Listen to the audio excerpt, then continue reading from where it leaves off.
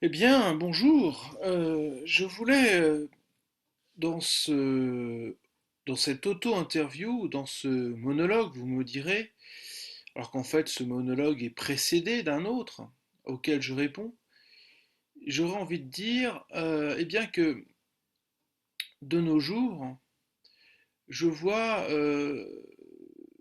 que apparemment le retour d'un ordre familial serait en vigueur. Ce que j'ai envie de dire, c'est qu'en fait, euh, dans les années, dès les années 60 en France, par exemple, eh bien, on sait très bien que euh, il y a eu la pilule qui a permis, qui était déjà préexistante, bien sûr, mais qui a permis, avec le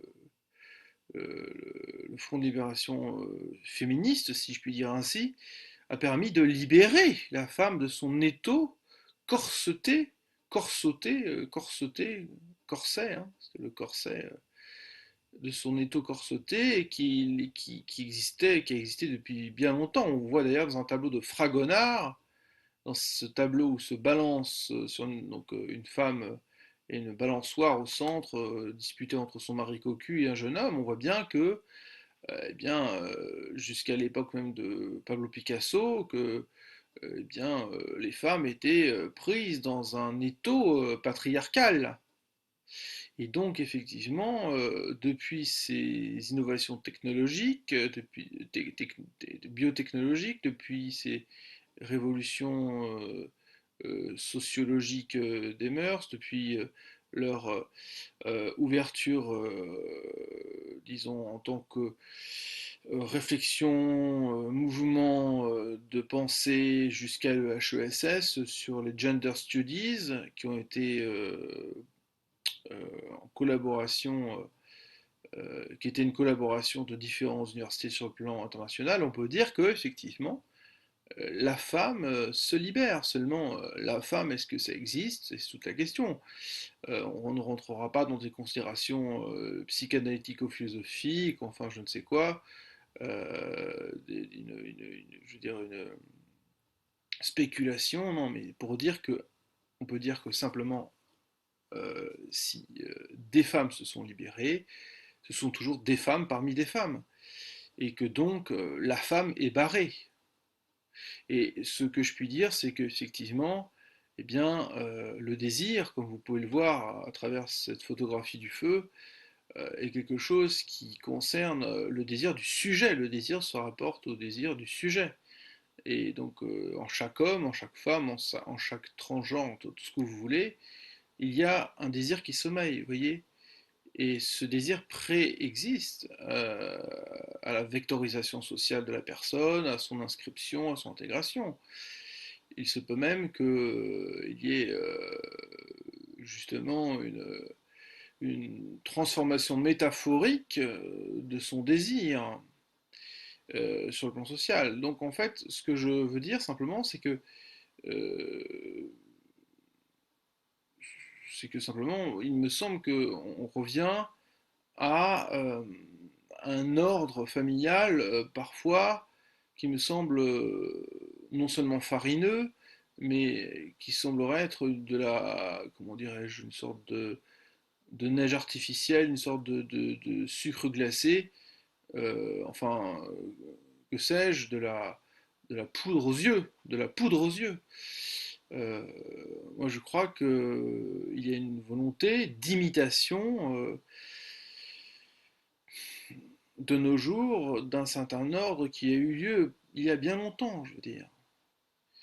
Et ce temps où c'était très différent, où il y a eu cette suspension, entre guillemets, de l'assujettissement de la femme à l'enfantement, ça a été un temps qui a été une respiration extraordinaire pour, pour des femmes. Hmm.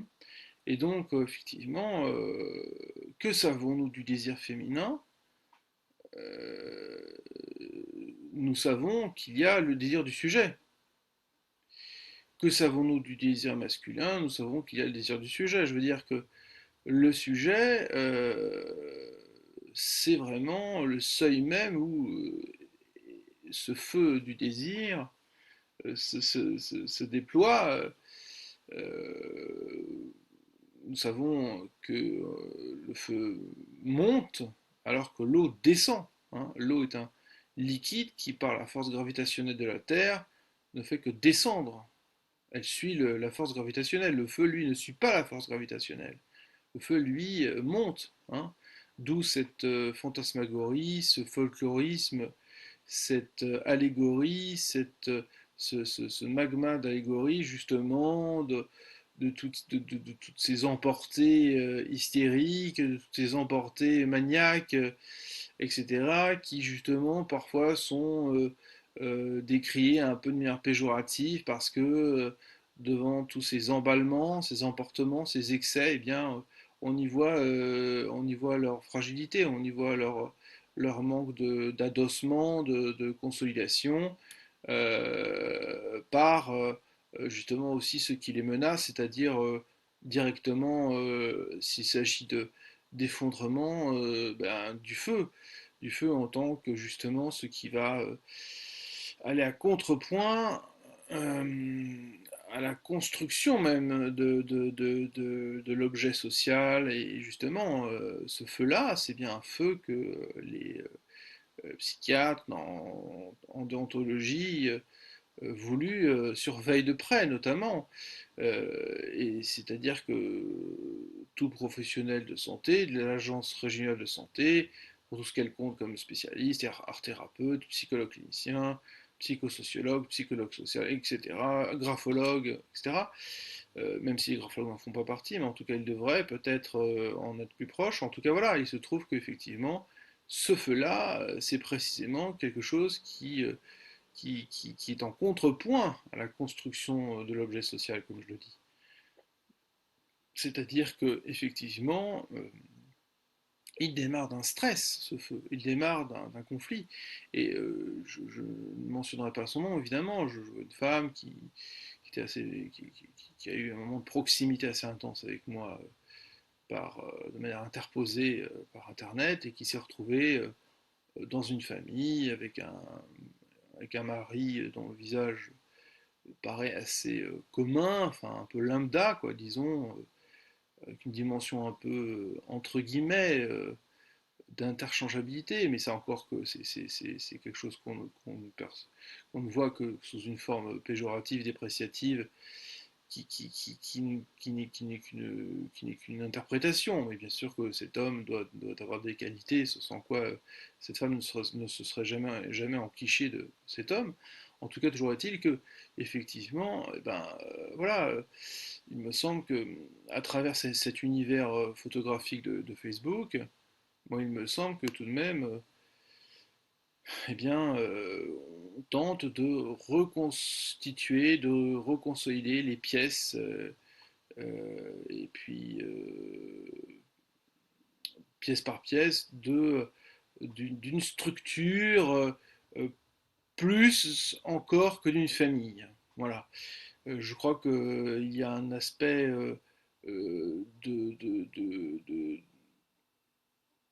je dirais,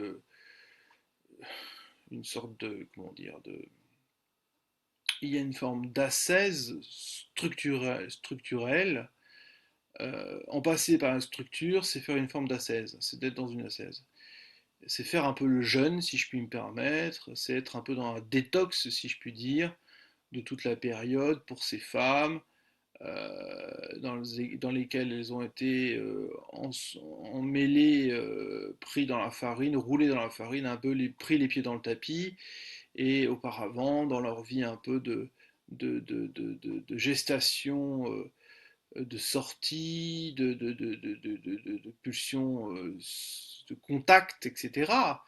Et c'est là que la structure, plus que la famille, même s'il s'agit bien évidemment de famille, clairement de famille, présenter ses enfants, de se présenter en tant que couple, comme le trophée sur lequel avait misé, comme dans un jeu, un pari de Pascal, pour employer les mathématiques de Pascal, eh bien, qu'avait misé tant de quantité d'argent ou tant de, d'hypothèses, de conjectures, comme dans le pari de Pascal, les membres de la famille. Voilà, c'est-à-dire que les membres de la famille, ça va être le collectif dans lequel s'insère une femme. Il ne faut jamais voir une femme seule, il faut la voir toujours dans un collectif. Elle n'est pas vraiment forcément barrée par son collectif, mais en tout cas, elle est englouti ou embouti dans ce collectif. Ce qui évidemment est l'inverse de la drague. Quand on drague une femme, au début on est deux et c'est là qu'on est dans un moment dépouillé justement du collectif de la famille. Et donc en ce sens, c'est un peu à nu la drague. Donc c'est ça qui fait tout l'intérêt de la chose, c'est-à-dire que il y a une forme de déshabillement de la femme et de l'homme aussi dans la drague. Ça passe par des bribes de mots, ça passe par des bribes de phrases, des bribes de raisonnement, enfin que sais-je, du sens qui se renvoie au sens, on l'a vu au cinéma. Enfin, toujours est-il que c'est là que va s'opérer une connexion existentielle. Si cette connexion existentielle n'est pas faite, ça change tout.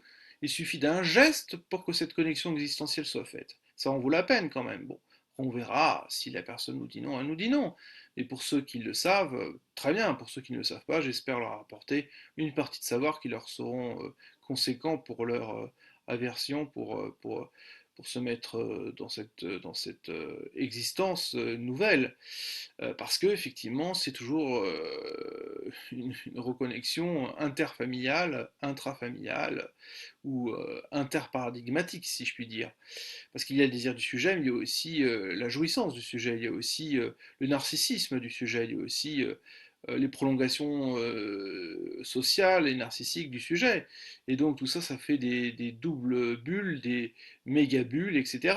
Hein, ça fait des tellement grosses bulles qu'on ne sait plus où on est. Mais tout ça pour dire qu'effectivement, pour terminer sur cet enregistrement, que il me semble que voilà, c'est pour ça qu'il fallait, je pense, ici de comprendre que évidemment, euh, la femme, enfin, n'est toujours que des femmes. C'est en ça qu'elle est barrée, et c'est pourquoi, me semble-t-il, que, eh bien,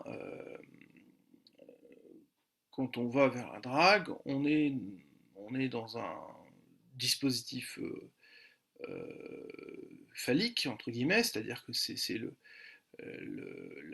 c'est-à-dire c'est une interprétation érogène, physiologique dans le rapport à l'autre, mais il faudrait essayer de comprendre que il y a plutôt une rencontre avec un R majuscule qui serait peut-être plus forte encore que la drague, qui paraît beaucoup plus éphémère et qui paraît beaucoup plus plaquée au registre de l'industrialisation des choses, alors que la rencontre, c'est quelque chose de beaucoup plus, je dirais, d'une certaine façon beaucoup plus noble, beaucoup plus éthique, parce que c'est rencontrer non pas ce qu'il y a sur l'enveloppe, mais rencontrer ce qu'il y a dans l'enveloppe de la personne. Et donc c'est voir si voilà, il y a une compatibilité, mais même dans la drague on le voit. Ceux qui sont sur Tinder avec la petite flamme justement savent très bien si ça va bien se passer ou pas.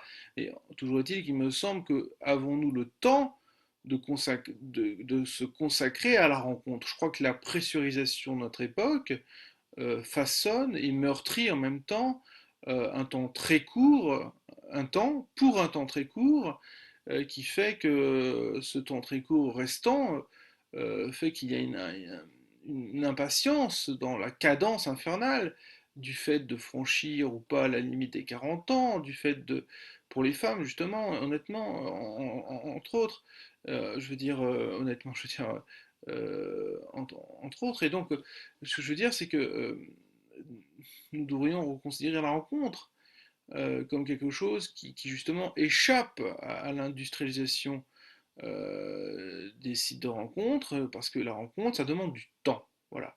Je vais m'arrêter sur cet enregistrement, je vous remercie de m'avoir écouté, et voyez ce dessin, cette image, ce feu, comme justement eh bien, une métaphore imaginairement, de ce que c'est qu'une,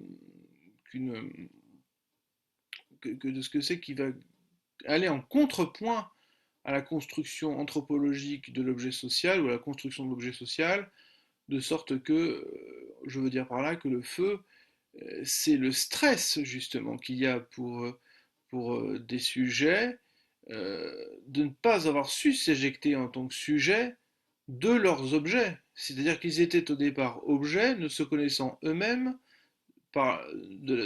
d'aucune façon de la moindre, d'une toute impossibilité de se connaître soi-même. Et donc, effectivement, on voit bien que dans l'édification de ces structures familiale, eh bien, il y a un stress mécanique dans ces structures familiales, parce que c'est la structure qui prime sur la famille, j'ai l'impression. On vous dira, mais non, pour moi, j'adore mes enfants, j'adore ma famille, je me suis construit une famille, c'est fantastique. Moi-même, d'ailleurs, je vais aller dans ce mouvement-là de nouveau. Enfin, euh, toujours est-il qu'il faut être très prudent quant à l'agencement des pièces mécaniques lorsqu'on définit une structure, parce que sait-on jamais, il faut toujours être très vigilant quant à son propre bonheur. Sommes-nous vraiment heureux? Sommes-nous vraiment à l'abri de ce stress lorsque nous sommes dans ces structures? Et il me semble que l'esprit de famille, si vous voulez, c'est une poudre d'escampette. L'esprit de famille, non. C'est une responsabilité parentale juridiquement, mentalement, c'est une vigilance par rapport à son enfant, c'est aussi beaucoup d'amour, mais c'est un mélange, si vous voulez, de responsabilités énormes et en même temps d'amour. Mais à notre époque, les configurations familiales diffèrent des précédentes relatives aux autres époques précédentes, antécédentes, antérieure, je veux dire, parce que effectivement, voilà, il y a une adaptation de la famille à son époque et de l'époque envers la famille. Ce que je veux dire, c'est que sans faire rentrer dans la sociologie de la famille ou que sais-je, dans la juridiction familiale, en tout cas, voilà, il semblerait que euh, il y a une telle judiciarisation des choses de nos jours que il me semble que du fait de ce positivisme même de la judiciarisation, il me semble que de ce positivisme même en sort un stress d'autant plus grand. On est surveillé, on est regardé par des prolongations technologiques, Il est et 17 maintenant heures. on se propulse sur des Facebook en permanence. Ça fait un magma d'un million de profils sur Facebook, ou d'un milliard, que sais-je, et on voit qu'en fait on est aligné ce trophée, ce trophée, c'est un trophée familial, un trophée TROPHE, comme un trophée TROP, plus loin fait, FAIT, familial. Voilà, je vais m'arrêter sur cet enregistrement, je vous remercie.